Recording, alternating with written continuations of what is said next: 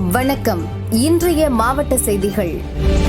மயிலாடுதுறை மாவட்டம் செம்பனார் கோவில் பகுதியைச் சேர்ந்தவர் ஹரிதா, வயது 23, பியூட்டி பார்லர் நடத்தி வருகிறார். மேலப்பாதி மேலத்தெருவைச் சேர்ந்த அப்பு என்கிற தினகரன், வயது 28. இவர் அதிமுக தகவல் தொழில்நுட்ப அணி நிர்வாகி. நண்பரின் குழந்தைக்கு பிறந்தநாள் மேக்கப் போட வேண்டும் என்று கூறி ஹரிதாவை பைக்கில் அழைத்து சென்றார்.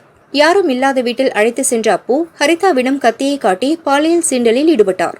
அவரிடமிருந்து தப்பிய ஹரிதா செம்பனார் கோயில் போலீசில் புகார் கூறினார். விசாரணை நடத்திய போலீசார் தினகரனை கைது செய்து கோர்ட்டில் ஆஜர்படுத்தி நாகை சிறையில் அடைத்தனர். வேலூர் சார்பானாமேடு பகுதியைச் சேர்ந்தவர் கதிர் அகமது லாரி உதிரி பாகங்கள் விற்பனை கடை நடத்தி வருகிறார். கதிர் அகமது நேற்று இரவு பக்கத்து ஊரில் உள்ள தர்காவிற்கு சென்றார். வீட்டில் பெண்கள் தூங்கிக் கொண்டிருந்தனர். அங்கு வந்த கொள்ளையர்கள் வீட்டிற்குள் புகுந்து பீரோவை திறந்து 40 பவுன் நகைகளை மூட்டை கட்டி அள்ளிச் சென்றனர். வீட்டிற்கு வந்த கதிர் அகமது நகைகள் கொள்ளை போனது கண்டு அதிர்ச்சி அடைந்தார். தனிப்படை அமைத்து கொள்ளையர்களை போலீசார் தேடுகின்றனர். புதுச்சேரி காங்கிரஸ் அலுவலகத்தில் முன்னாள் முதல்வர் நாராயணசாமி செய்தியாளர்களை சந்தித்தார். பஹல்காம் தாக்குதலில் வீர மரணமடைந்த ராணுவ வீரர்களின் படத்திற்கு மலர் தூவி அஞ்சலி செலுத்தினார். தமிழ்நாட்டிலிருந்து 18 பேருக்கு மேல் சுற்றுலா பயணிக்கு சென்றவர்கள், அதில் சிலர் காயம் ஏற்பட்டிருக்கிறது. கர்நாடக மாநிலத்தைச் சேர்ந்தவர்கள் கொல்லப்பட்டிருக்கிறார்கள். ஹரியானா மாநிலத்தைச் சேர்ந்தவர்கள் மற்றும் உத்தரப்பிரதேச மாநிலத்தைச் சேர்ந்தவர்களும் மிகப்பெரிய அளவில் பாதிக்கப்பட்டு கொடுமைப்படுத்தப்பட்டு அவர்கள் இறந்திருக்கிறார்கள். தீவிரவாதத்தை நாங்கள் ஒழித்து விட்டோம் என்று மோடி பிரகடனம் செய்து கொண்டார். அமித்ஷா அவர்கள் ஜம்மு காஷ்மீர் செல்லும் போதெல்லாம் தீவிரவாதம் இங்கே ஒழிந்து விட்டது, சுற்றுலாவை அழைப்போம், மாநிலத்தில் வளர்ச்சியை கொண்டு வருவோம் என்று சொன்னார். அது இப்பொழுது பொய்த்து விட்டது.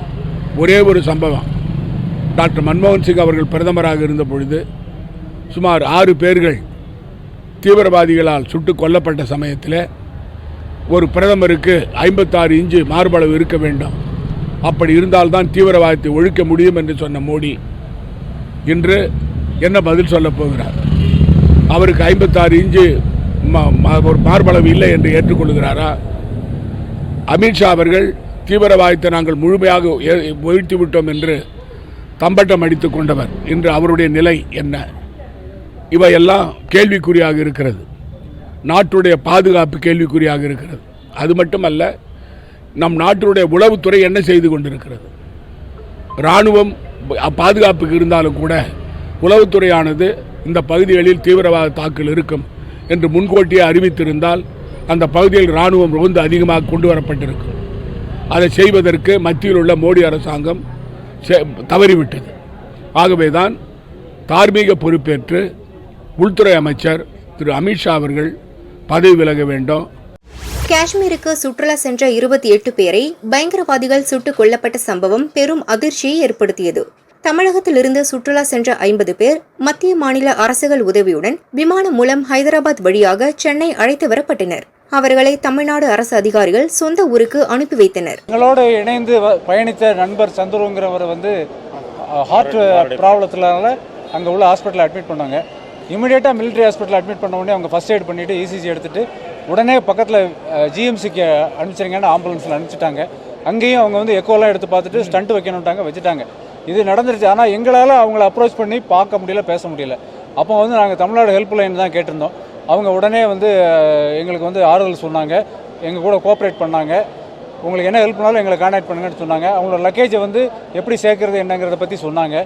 இதை தவிர அவர் அங்கே படுத்திருக்கிறப்போ, அவர் அங்கே ட்ரீட்மெண்ட்டில் இருந்துக்கிட்டு இருந்தப்போ மரியாதைக்குரிய நம்ம ஹோம் மினிஸ்டர் மிஸ் அமித்ஷாவும் மரியாதைக்குரிய காஷ்மீர் முதலமைச்சர் உமர் அப்துல்லாவும் நேரில் போய் சந்தித்து பார்த்து ஆறுதல் சொன்னதும், நம்மளுடைய தமிழ்நாட்டிலிருந்து ஸ்பெஷலாக அனுப்பப்பட்ட புதுக்கோட்டை மாவட்ட கலெக்டர் அங்கே போய் அந்த சந்துருவை பார்த்து ஆறுதல் சொல்லி பேசிக்கிட்டாங்க. அவர் நல்ல தமிழும் தெரியுதுனால தமிழில் பேசிக்கிட்டாங்க. அதுக்கப்புறம் அந்த அம்மாட்ட நான் பேசும்போது அது வரைக்கும் ரொம்ப கொஞ்சம் பதட்டமாக பேசிகிட்டு இருந்தவங்க அதுக்கப்புறம் கொஞ்சம் தைரியமாக பேசினாங்க. எங்களை எல்லாமே நல்லா கவனிச்சிக்கிட்டாங்க அப்படின்னு நல்லா சொன்னாங்க. அதுக்கப்புறம் தான் நாங்கள் எல்லோரும் நிம்மதியாக அங்கேருந்து கிளம்ப முடிஞ்சுது. எங்களுக்கு கொஞ்சம் பதட்டம் இருந்துச்சு, அவங்கள விட்டுட்டு வரமேங்கிறதில்ல. அந்த இன்சிடென்ட் நடந்தாலும் எங்கள் எல்லாத்துக்கும் பெரிய வருத்தம். அவங்களுக்கு நான் ஆறுதலை சொல்லிக்கிறேன். அவங்களுக்கு கண்ணீர் அஞ்சலியாக நான் எங்கள் அசோசியேஷன் சார்பாக எங்கள் தாய்ஃப் சார்பாகவும் எங்கள் டிஎன்எம்டி சார்பாகவும் அது உங்கள் எல்லாருடைய மூலம் அவங்களுக்கு அந்த ஆறுதலையும் கண்ணீர் அஞ்சலியும் சொல்லி தெரிவிச்சுக்கிறேன். அந்த கண்டனத்தையும் பதிவு பண்ணிக்கிறேன்.